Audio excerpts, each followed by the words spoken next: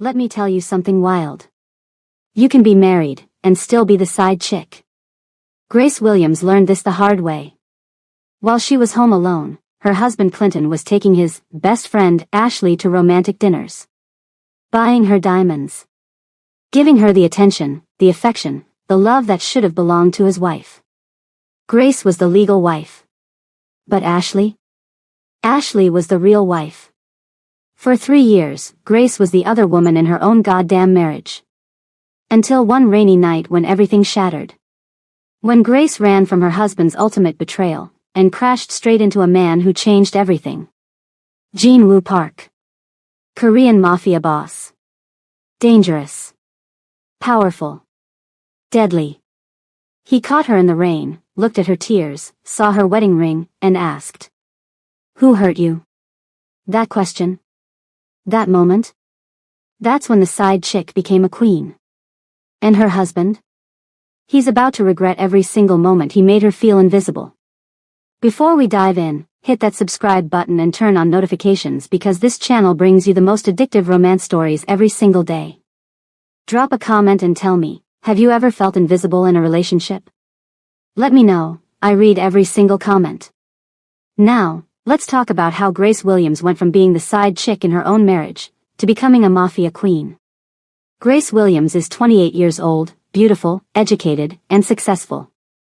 She coordinates high-end events in Los Angeles, celebrity parties, corporate galas, weddings for the 1% of the society.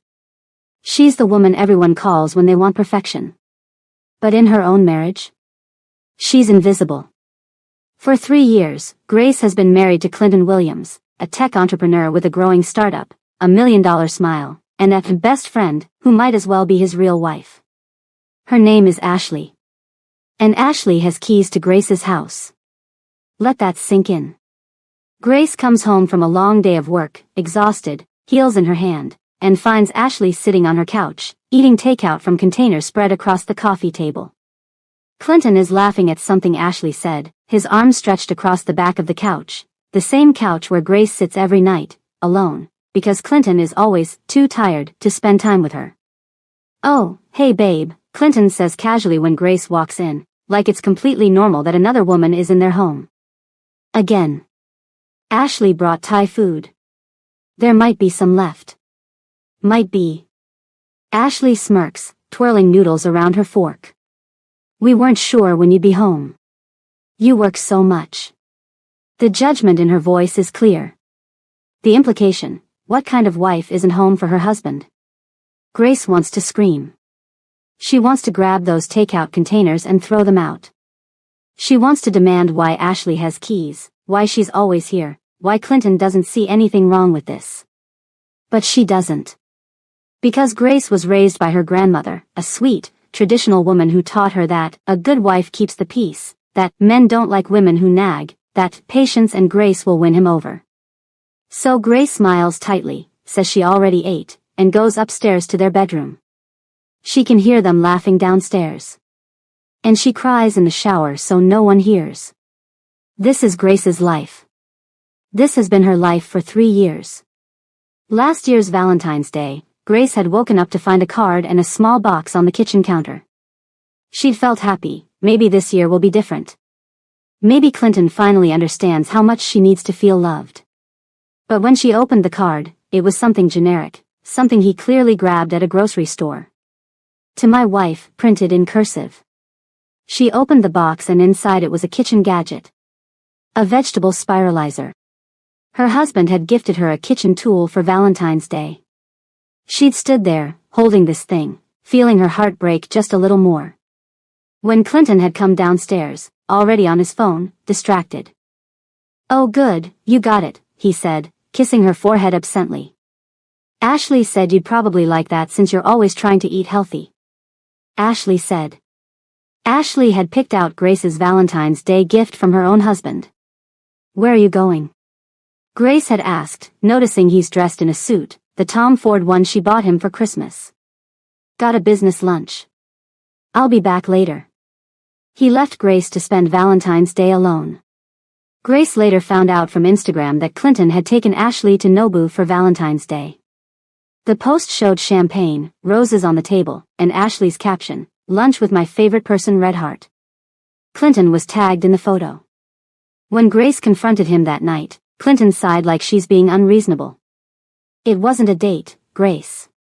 It was a business lunch. Ashley's helping me with the investor pitch. On Valentine's Day? In a romantic restaurant? Oh my God, you're being so insecure right now. I can't have female friends. And just like that, Grace is the problem. She's the jealous wife. She's the insecure one. She apologized and Clinton went back to his laptop, already done with the conversation. The disrespect stretched beyond the confines of their homes. Every quarter, Clinton's tech company throws a big party for investors and employees. It's a chance to network, celebrate milestones, show off success. These events are exactly what Grace does for a living. She's a professional event coordinator. She could plan these parties in her sleep. But Clinton has never once asked her to help. And he's never once taken her as his date. These things are so boring, babe, Clinton always says. You'd hate it. Plus, Ashley already RSVP'd as my +1 since she knows all the investors. So Grace stays home while her husband takes another woman to events, poses for photos with her, drinks champagne with her, and introduces her to everyone who matters in his professional life. His colleagues don't even know Clinton is married. One time, Grace showed up as a surprise. She got dressed up, did her makeup, and walked into the event ready to stand by her husband's side. Clinton's face when he saw her? Annoyed. Not happy. Not proud. Annoyed. "What are you doing here?" he hissed, pulling her aside. "I'm your wife. I wanted to support you. You can't just show up without telling me. Ashley and I had a whole plan for working the room tonight." Ashley appeared then, looking Grace up and down with barely concealed hostility. "This is awkward. Clinton, what do you want to do?" "What do you want to do?" Like Grace is the intruder. The problem to be solved. Clinton chose to work the room with Ashley. Grace left after 20 minutes, humiliated, and cried in her car in the parking garage. But the moment that finally changes everything was on Clinton's 32nd birthday. Grace has been planning for weeks. She made a reservation at Clinton's favorite restaurant, this upscale steakhouse in Beverly Hills that's impossible to get into. She pulled strings, called in favors from her event planning connections, and secured the private dining room. She bought him a vintage watch he'd been wanting. She got her hair done. She wore the red dress, the one Clinton complimented once, 2 years ago, saying she looked, actually really sexy, in it. It's pathetic how much that one compliment has stayed with her. How desperately she clings to any scrap of affection from this man. She arrives at the restaurant early, decorates the private dining room with photos from their wedding, lights candles, orders his favorite wine. This will be perfect. This will remind him why he married her. This will fix things. Clinton arrives 15 minutes late. With Ashley. Grace stands there, in her red dress, watching her husband walk in with another woman on his birthday dinner. "Oh, babe, I forgot to tell you," Clinton says, not even apologizing for being late. "Ashley just went through a bad breakup. Like, really bad. She's devastated. I told her she could join us tonight so she's not alone."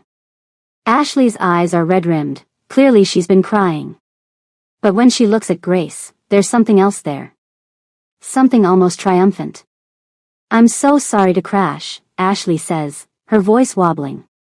I didn't know where else to go. Clinton is the only person who understands me." What is Grace supposed to say to that? "No, you can't join us, even though you're clearly in pain?" She's trapped. So she smiles and says, "Of course. The more the merrier." The words taste like acid. Dinner is a nightmare. Ashley sits in the chair Grace decorated, the one meant for Clinton, across from Grace. Clinton sits at the head of the table between them, but his entire body is angled toward Ashley. Ashley cries. Clinton comforts her. He holds her hand across the table. He tells her she deserves so much better than her ex. He makes her laugh through her tears. Grace might as well not be there. When the waiter brings out the birthday cake Grace ordered, chocolate with espresso frosting, Clinton's favorite, Ashley is in the middle of a story about her ex. The waiter lights the candles. Everyone in the restaurant starts singing, "Happy Birthday." And Ashley, without missing a beat, leans forward and makes a wish on Clinton's birthday cake. Then she blows out the candles. Grace watches this happen in slow motion. Watched this woman, this interloper who has slowly stolen her husband piece by piece, literally blow out the candles on her husband's birthday cake. Clinton laughs. "Ashley, you're supposed to let me do that." "Oops." Ashley giggles, wiping her eyes. "Sorry, I got caught up in the moment." "Make a wish anyway, Clinton." Clinton made his wish.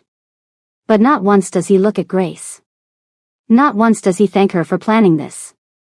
Not once does he acknowledge that this was supposed to be their night. When the waiter brings the check, Clinton reaches for it, but then his phone rings. "Work emergency," he says, standing up. "I gotta take this." He walks away from the table. Grace sits there with Ashley in silence. And Ashley smiles, a slow, knowing smile. "Thanks for letting me crash tonight. I know Clinton really wanted to spend his birthday with me. He always says I make everything more fun." Something inside Grace snaps. Not anger, but clarity. Clarity that this woman wants her husband.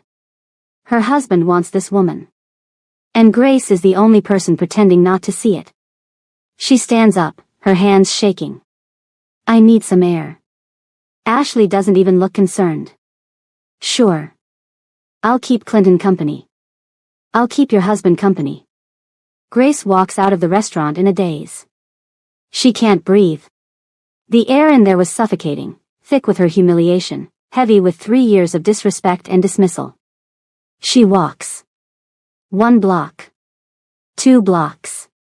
It's starting to rain, that light Los Angeles drizzle that doesn't happen often but feels like the sky is crying when it does. Grace walks faster, her heels clicking on wet pavement. 3 years.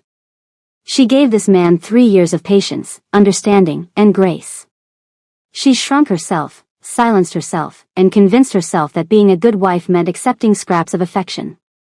And for what? To watch another woman blow out his birthday candles. The rain gets harder. Grace's carefully styled hair is getting wet. Her mascara is running. She doesn't care.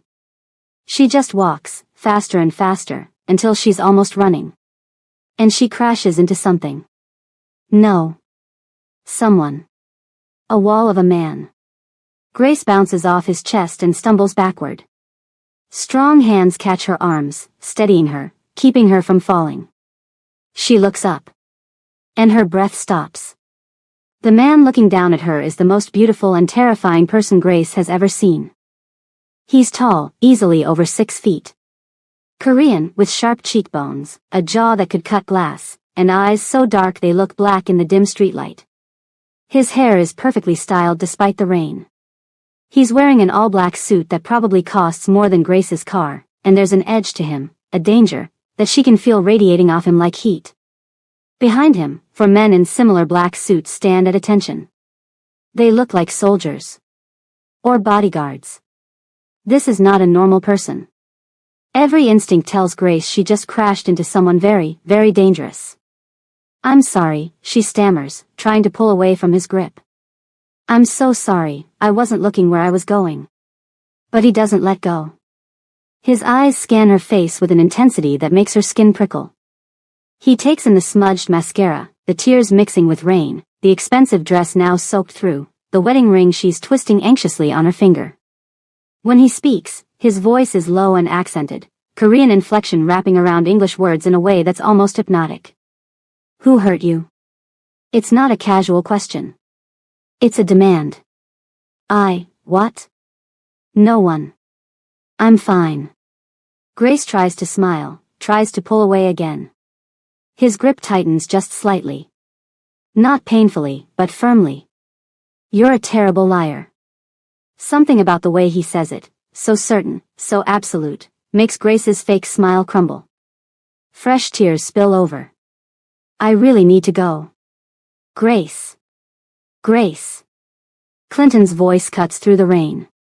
Grace's whole body tenses. She turns to see Clinton jogging up the street, Ashley under his umbrella. He clearly didn't bring one for Grace. Clinton stops short when he sees the scene, his wife held by a dangerous-looking stranger, surrounded by men who look like they could kill him without breaking a sweat. Grace, what the hell? You can't just run off like that. Clinton tries to sound authoritative, but there's a tremor in his voice. He's scared. Let's go. Now. He reaches for Grace's arm. The stranger moves so fast it's almost a blur. One moment Clinton is reaching for Grace, the next his wrist is caught in an iron grip, twisted at an angle that makes Clinton yelp in pain. She doesn't want to go with you, the stranger says quietly. His voice is calm. Almost pleasant. Which somehow makes it more terrifying.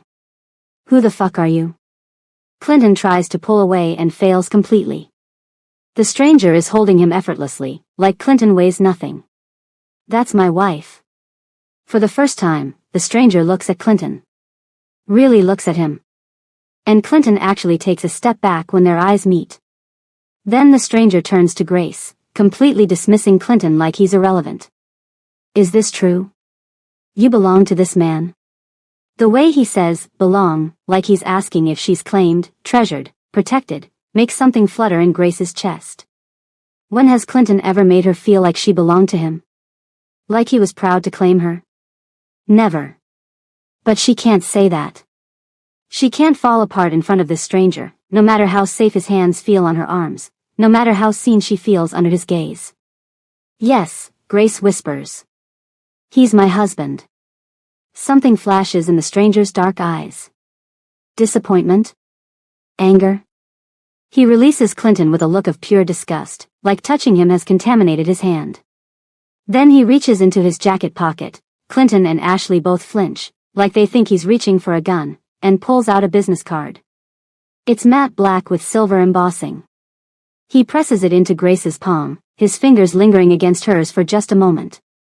When you're ready to stop lying to yourself, he says softly, his eyes locked on hers, call me. Then he and his men disappear into the rain like shadows, getting into a sleek black SUV that pulls away silently. Grace stands there, rain pouring down, staring at the card in her hand. Jinwoo Park. And a phone number. What the hell was that about? Clinton snatches the card from her hand, squinting at it in the rain. Do you know him? No, Jesus, Grace. That guy looked like a gangster or something. You can't just talk to people like that. Clinton crumples the card and throws it on the wet sidewalk. Can we please just go home? Ashley's upset, and this whole night has been a disaster. Ashley's upset. Of course. Clinton walks back to Ashley, tucking her under his umbrella again, leaving Grace standing in the rain. But Grace doesn't follow right away. She bends down and picks up the wet, crumpled business card. She smooths it out carefully and slips it into her purse. Something happened in that moment, when a complete stranger looked at her and saw her pain, saw through her lies, and looked ready to burn down the world for her. Something that's been sleeping inside Grace for 3 years just woke up. Before we see what happens next, if you loving this story so far, hit that like button and drop a comment telling me, Team Jinwoo or Team Clinton? Just kidding, we all know Clinton is trash. If you're new here, subscribe because we're just getting to the good part. This channel is your weekly escape into the most addictive romance stories on YouTube. Alright, let's get back to it, because Grace still hasn't called that number, yet. For 2 weeks, that business card sat in Grace's wallet, burning a hole through the leather. She tries to forget about Jinwoo Park, the stranger with eyes like midnight and hands that held her like she was precious. She tries to be a better wife. She cooks Clinton's favorite meals. She tries to initiate conversations. She even attempts to be friendlier to Ashley, thinking maybe if she's less jealous, Clinton will finally see her. It doesn't work. If anything, things get worse. Ashley's presence becomes even more constant. She has opinions about Grace's decor. A little basic, don't you think? She'd say. She'd complain about Grace's cooking. Clinton actually prefers his steak medium rare, not medium. She complained about Grace's career. Event planning is basically just party planning, right? Like, glorified birthday parties? And Clinton never defends Grace. Not once. Then comes the incident that breaks the camel's back. Grace leaves work early because a client meeting gets cancelled. She's actually happy about it. She can go home, take a bath, relax for once. She walks into her bedroom and freezes. Ashley is there. In Grace's closet. Trying on Grace's clothes. Clinton is sitting on the bed, scrolling through his phone, laughing at something Ashley is saying. What is going on? Grace's voice comes out steady, but inside she's screaming. Ashley spins around, not even looking guilty. She's wearing one of Grace's dresses, a cream-colored designer piece Grace bought for a special event. Oh. Grace. You're home early. Ashley laughs. I spilled wine on my shirt at lunch, and Clinton offered to lend me something. Hope you don't mind. Clinton offered to lend Ashley Grace's clothes. From Grace's closet. I do mind, actually, Grace says quietly. That's my dress. It's just a dress, babe, Clinton says, not even looking up from his phone. Don't be weird about it. Yeah, it's not a big deal. Ashley turns to the mirror, admiring herself. Besides, it looks better on me anyway. You never wear anything fun, Grace. You should let me raid your closet more often. I could actually make use of this stuff. The casual cruelty of it takes Grace's breath away. And Clinton? He laughs. He actually laughs. Clinton, can I talk to you? Alone? Grace's voice is shaking now. Clinton sighs, annoyed. Fine. They go into the hallway. Grace can hear Ashley humming in the bedroom, still going through her closet. You need to set boundaries with Ashley, Grace says, trying to stay calm. This isn't okay. She can't just be in our bedroom, going through my things. Oh my God, Grace, seriously? She needed a shirt. You're being ridiculous. I'm being ridiculous? Clinton, she's in our bedroom. She has keys to our house. She's here more than I am. Because you're always working. Clinton shoots back. Maybe if you were home more, like a normal wife. I work because we have bills. I work because I have a career that I love. And I'm allowed to have that without coming home to another woman wearing my clothes and disrespecting me in my own house. Disrespecting you? Jesus Christ, you're so dramatic. Ashley is my best friend. She's going through a hard time. I'm sorry you're too jealous and insecure to understand that some people actually have healthy friendships with the opposite sex. Every word is a slap. Jealous.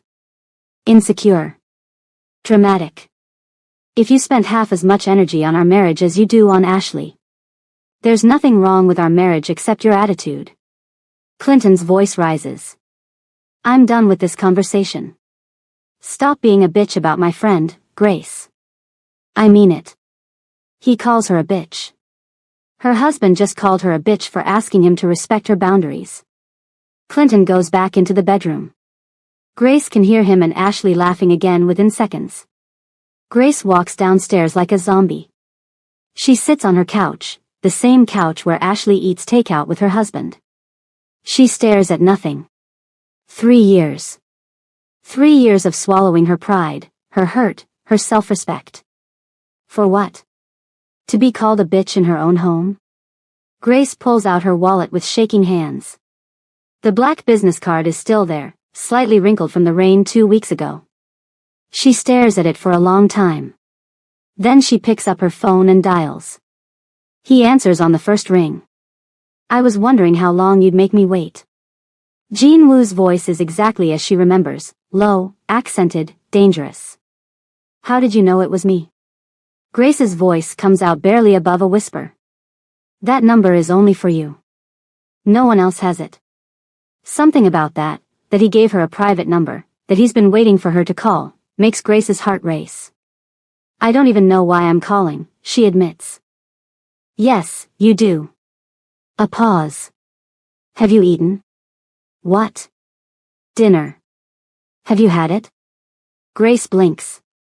Of all the things she expected him to say. No, but... I'll send a car.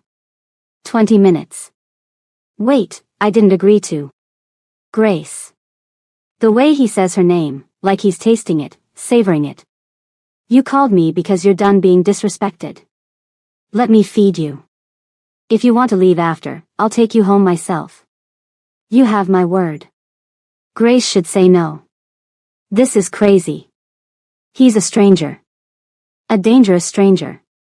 But upstairs, her husband is laughing with another woman who's wearing her clothes. Okay, Grace whispers. Good. Wear something comfortable. And Grace? Yes? Leave your wedding ring at home. He hangs up. Grace sits there, heart pounding, phone still pressed to her ear. What is she doing? 20 minutes later, a sleek black car pulls up outside. The same one from that rainy night. Grace walks out. She changed into jeans and a simple black top, and yes, she left her wedding ring on the bathroom counter, and gets in. Clinton doesn't even notice she's left. The car takes her deep into Koreatown, down streets she's never been on, until it pulls up to what looks like an unmarked building. One of Jin-woo's men opens the door for her, bowing slightly. Inside, it's beautiful. A private Korean restaurant, traditional with modern touches, all dark wood and soft lighting. And there, at a table in the back, is Jin-woo. He stands when she enters, and Grace's breath catches. In the rain, in the dark, he was handsome. In the light, he's devastating. He's wearing black again, tailored perfectly to his tall, lean frame. His hair is styled back from his face, showing those incredible cheekbones. And his eyes, God, his eyes are on her like she's the only person in the world. Grace, he says, and she loves the way her name sounds in his accent. Hi. She sounds breathless. He gestures to the chair across from him, and when she sits, he sits. Immediately, servers appear with an array of dishes, Korean food that smells incredible. Grace recognizes some of it from takeout places, but this looks completely different. Authentic. Expensive. I didn't know what you liked, Jin-woo says, so I ordered many things. Whatever you don't eat, I will.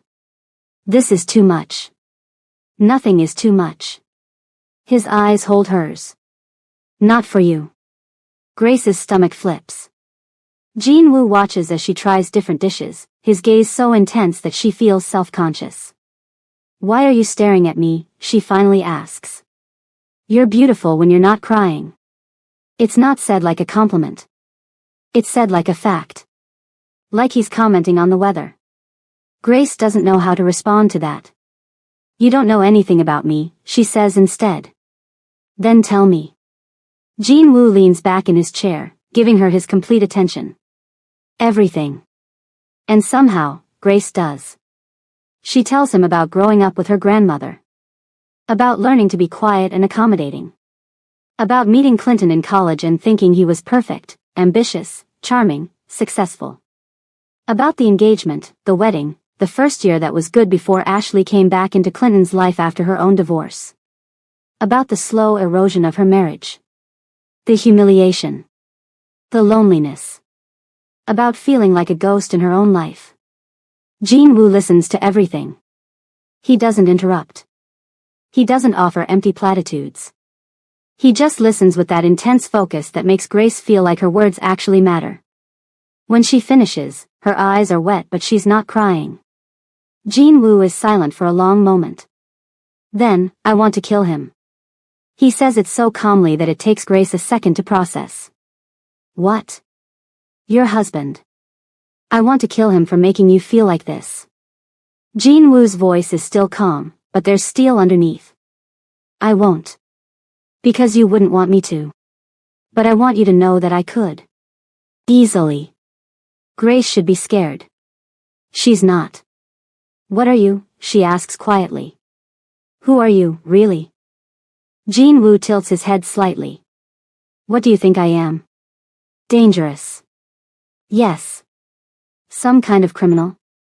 Yes. I should leave. You should. Jin-woo leans forward. But you won't. Why not? Because I make you feel alive. And you've been a ghost in your own life for too long. Grace's breath catches. You don't know me well enough to say that. I know your husband is a fool. I know his friend wants him, and he's either too stupid to see it or too selfish to care. I know you've convinced yourself that suffering in silence makes you noble. Jean Woo's eyes burn into hers. And I know you deserve better. And you're better? It's a challenge.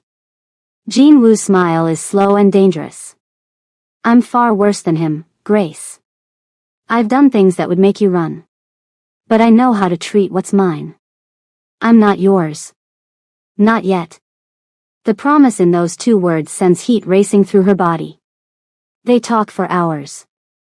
Jean Woo asks her about her work, her dreams, what she wanted before she learned to make herself small.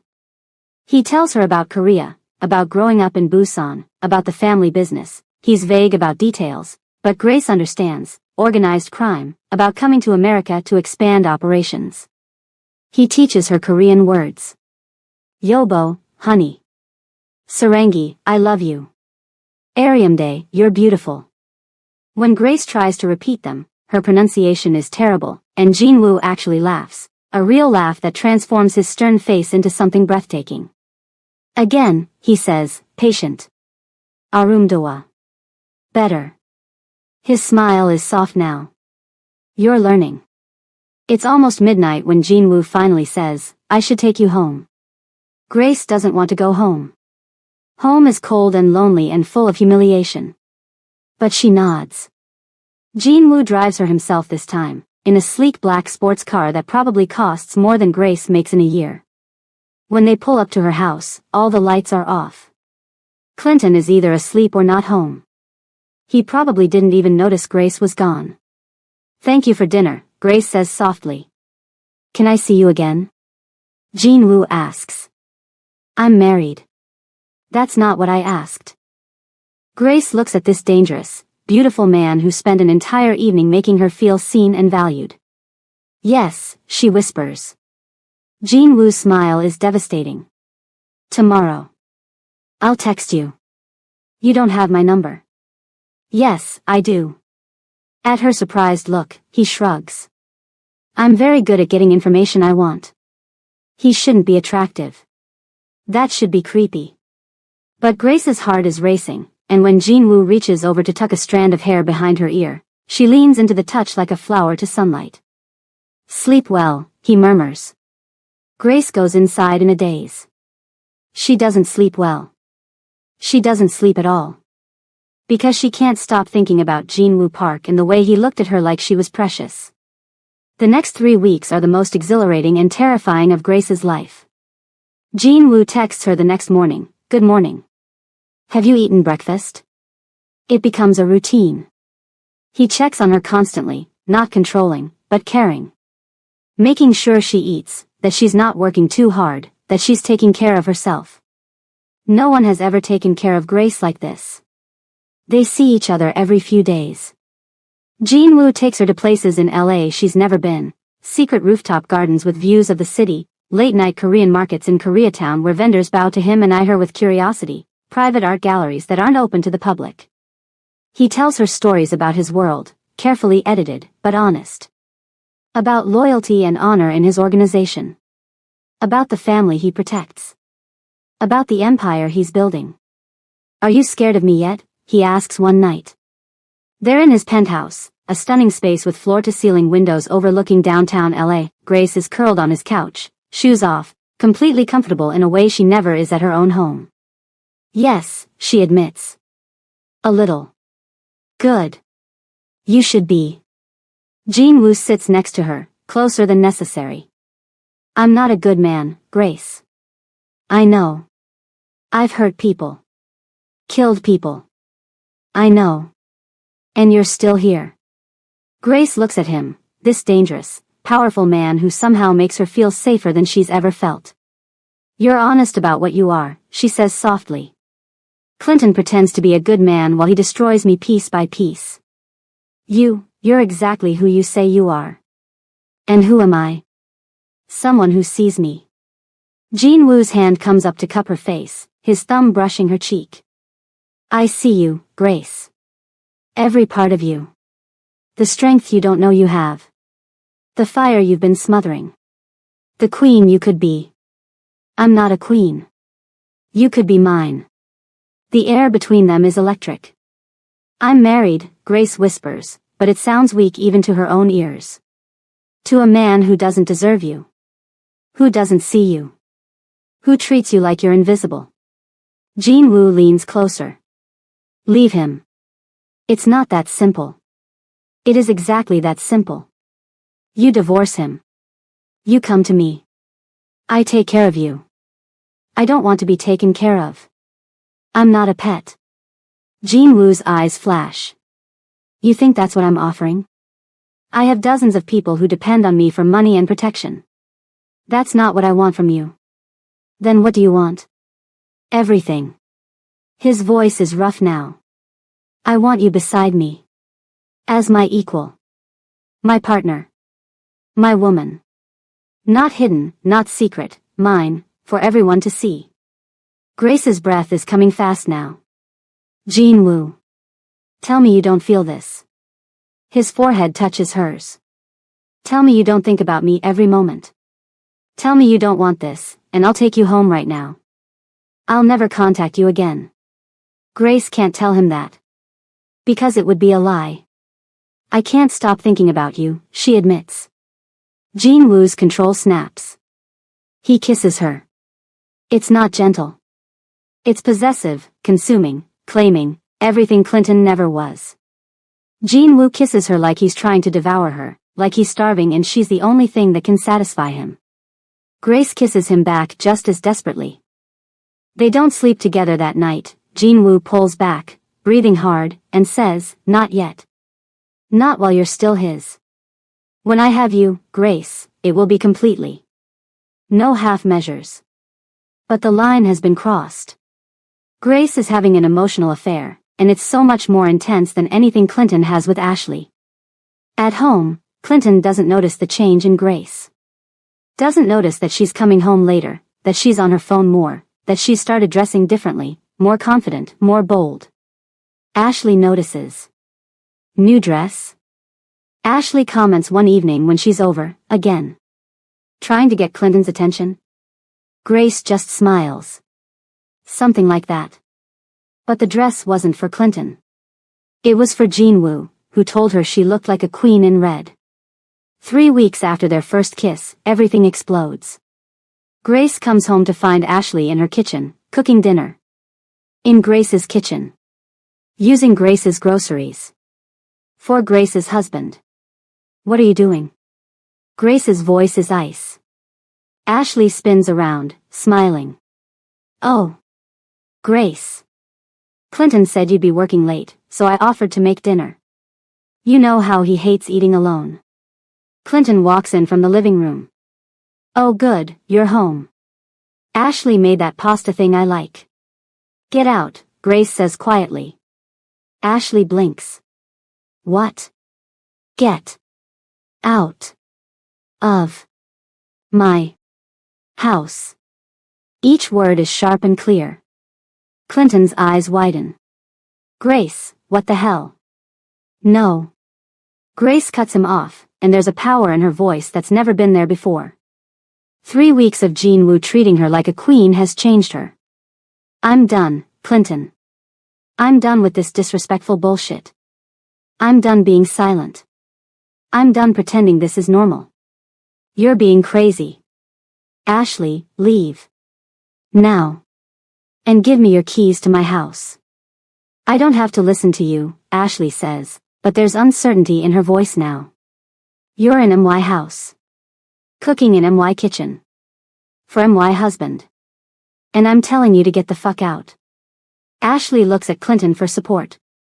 Clinton opens his mouth, probably to tell Grace she's overreacting again. But Grace pulls out her phone and dials. Jean Wu answers immediately. Are you alright? His voice is on speaker. Deep, accented, dangerous. I'm fine, Grace says, her eyes locked on Clinton's face. But I might need your help getting someone to leave my house. I'll be there in 10 minutes. Clinton's face goes white. Who the fuck was that? Someone who actually values me, Grace says calmly. Ashley, you have 5 minutes to leave before he gets here. Trust me, you don't want to still be here when he arrives. Ashley has never moved so fast. She grabs her purse and practically runs out. Clinton stares at Grace like he's never seen her before.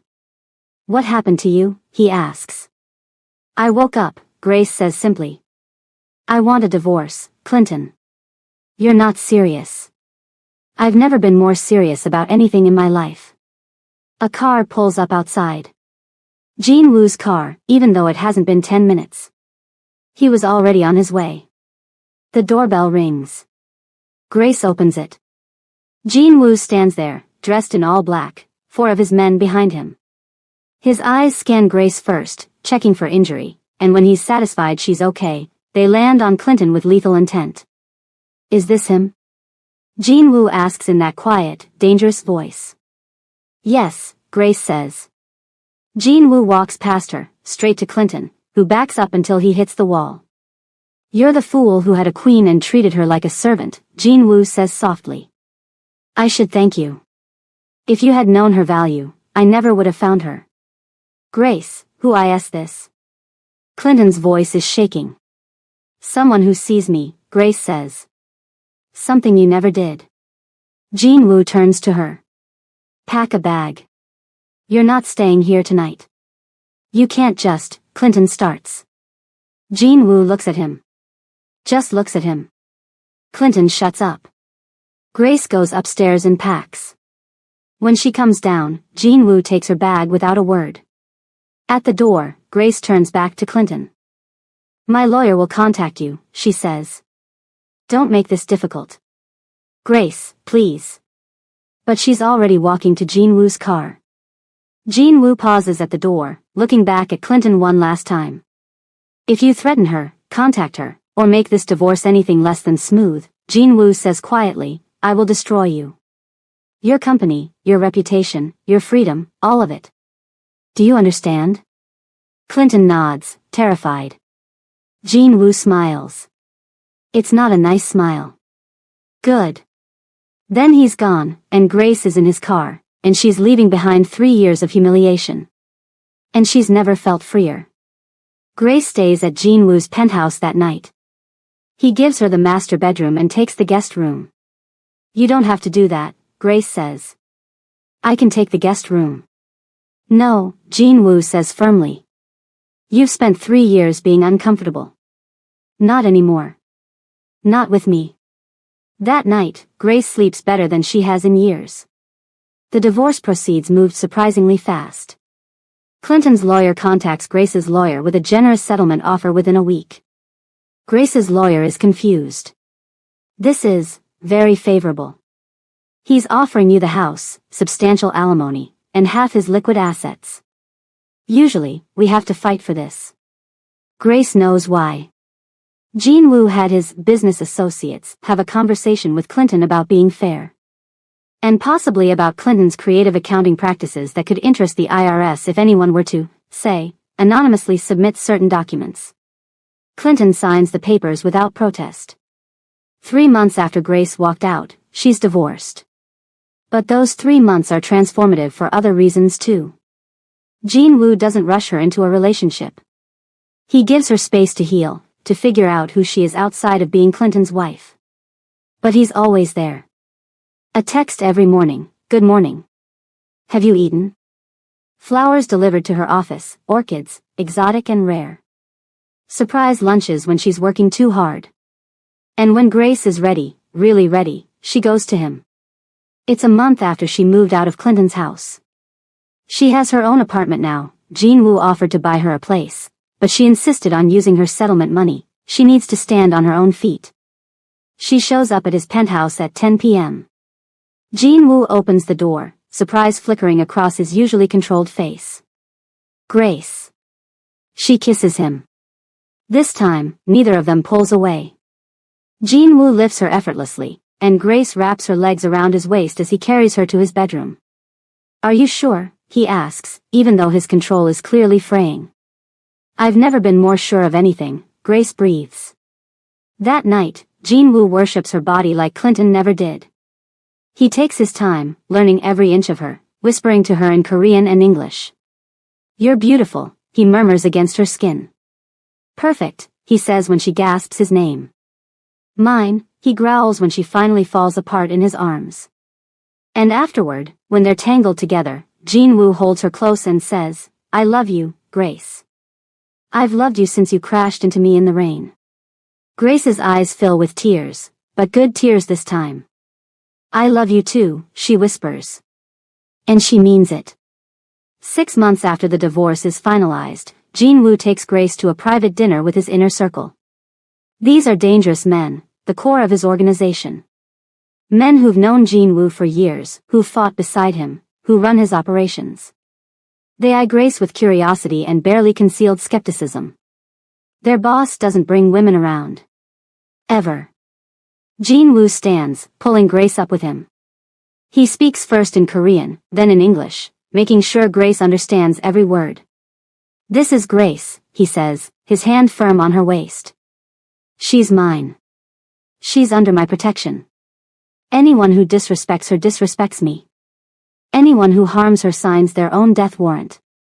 Is this understood?" The men nod, their expressions shifting from skepticism to understanding. Grace isn't just Jin-woo's girlfriend. She's his queen. After the dinner, Grace asks him why he did that. "In my world, you need to be untouchable," Jin-woo explains, pulling her close. "Claiming you publicly means you're under my protection. No one will dare harm you." "Is that the only reason?" Jin-woo cups her face tenderly. "No. I wanted everyone to know that you belong to me, and I belong to you. I don't hide what I treasure, Grace. You're not my secret. You're my queen." The contrast to Clinton, who hid her away, who was embarrassed by her presence, is so stark that Grace feels tears prick her eyes. "My queen," Jin-woo murmurs, kissing her forehead. "You were always meant for this. For me. For a man who sees your worth." Grace's event planning business flourishes. With her newfound